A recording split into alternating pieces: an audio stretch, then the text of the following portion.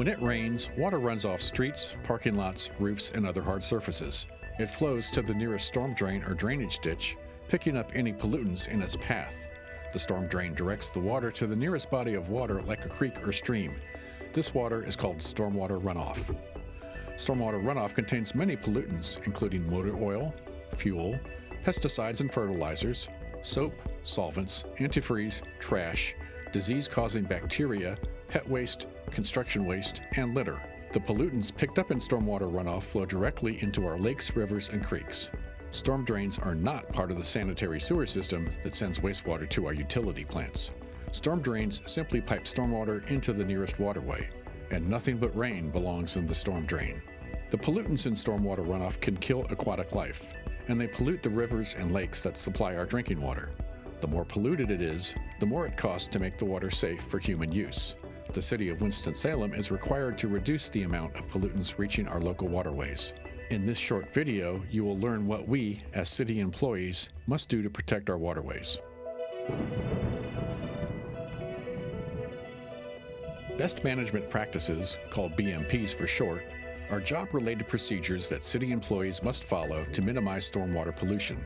These BMPs can range from how we wash our city vehicles, to how we clean up spills, to how we mow and maintain our city parks, to how we repair city streets. Let's look at the BMPs that city employees should practice. Vehicle and equipment maintenance involves many materials that pollute stormwater: fuel, lubricants, paints, hydraulic fluid, solvents, antifreeze, battery acid, and more. If we do not take precautions, rainwater can wash these substances into the storm drain. Conduct your vehicle or equipment maintenance where materials will not be exposed to stormwater, preferably indoors. If you must leave a vehicle outside for maintenance, make sure all nearby storm drains have been blocked off and protected from automotive fluids. Move a leaking vehicle or piece of equipment indoors, or drain the leaking fluid into a drip pan and properly dispose of the fluid. Clean up any fluid that has leaked out of a vehicle or equipment using a dry cleanup method. Use an absorbent, like oil dry or a sorbent soccer pad, that can be found in your facility or your vehicle's spill kit, and then sweep it up. Do not wash down the leaked fluid. If you cannot get to it right away, or if you're in the field, place a drip pan or whatever you have available under the leak to catch any leaking fluid until you can get it indoors or to fleet services. Properly dispose of any fluids in the drip pan. Drip pans are a simple and very effective BMP. Washing vehicles and equipment also presents challenges. The wash water can pick up a variety of pollutants, including soap, heavy metals, rust, and oil and grease that will run off into the nearest storm drain. Wash vehicles or other equipment where the wash water is contained, such as the car wash and the washing shed at the Johnson Municipal Services Center. Do not allow any wash water to go to a storm drain. Do not wash or steam clean vehicles or equipment where the wash water is not contained, like in a parking lot or driveway. Spills are a common problem because anything that falls on the ground can be picked up by stormwater. The first step in spill prevention is to identify potential spill areas at your facility or worksite and where those areas drain. Common spill locations include loading and unloading areas, storage areas, maintenance and processing areas, fueling stations, and waste disposal areas. Spills can also happen while you're working in the field. At your work site, make sure you know the location of the nearest grate or drain so you can take prompt measures to block it off in the event of a spill. Most fixed work sites, such as the Fleet Services Maintenance Garage or the wastewater and water treatment plants, have spill kits. Most city vehicles should also have spill kits for use in the field. Make sure you know where the spill kit is at your work site or in your city vehicle. Make sure the spill kit is easily accessible. It should not be on the opposite side of the facility or in a vehicle not at your work site. Spills can occur while fueling vehicles and equipment. Keep the nozzle securely in the pipe. Stay with the vehicle while fueling to make sure it all goes in the tank, and never top off the tank. In the event of a spill at your work site, you may have to act quickly, especially if the spill is a fast-running liquid. All spills need to be reported to stormwater and erosion control.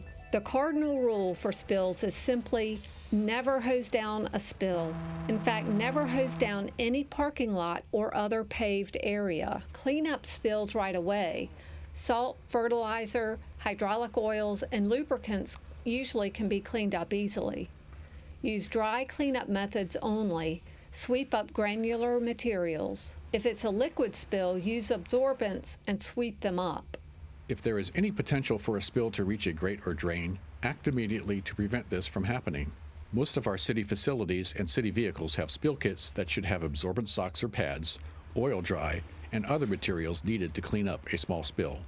If a spill kit can't be located, use whatever is available in your job site or vehicle to prevent the spill from reaching the storm drain. For example, you can use hay bales or a tarp to cover the storm drain, and call your supervisor for assistance. If the spill is from a broken fuel or hydraulic line while in the field, use a container to catch the leaking fluid.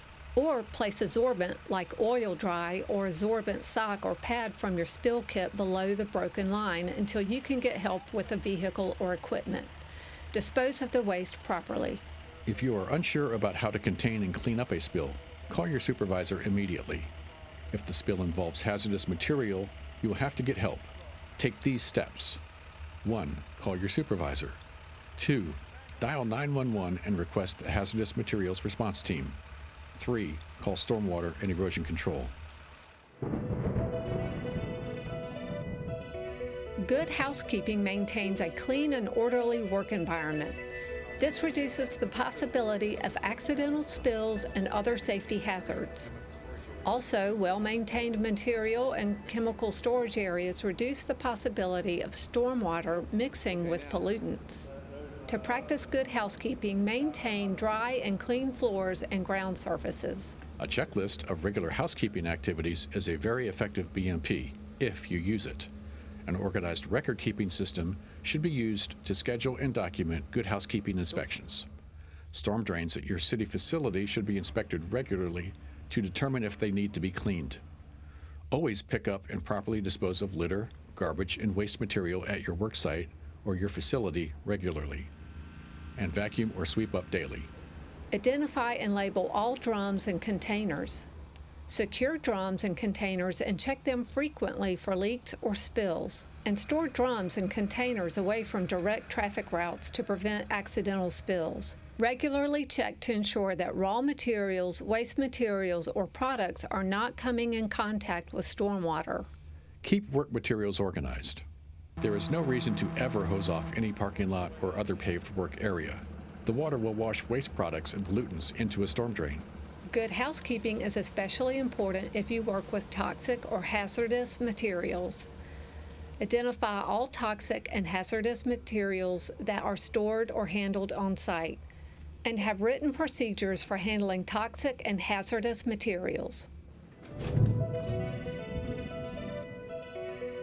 Adhering to proper street maintenance procedures is especially important because of the sheer number of storm drains found along the 1,020 miles of streets in Winston-Salem.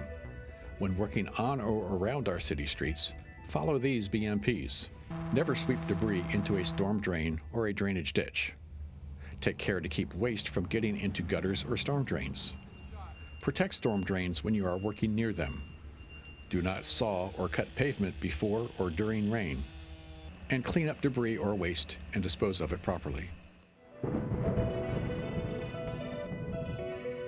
When storing materials, it's important to remember that any materials or waste stored outdoors can be a source of pollution if not managed properly.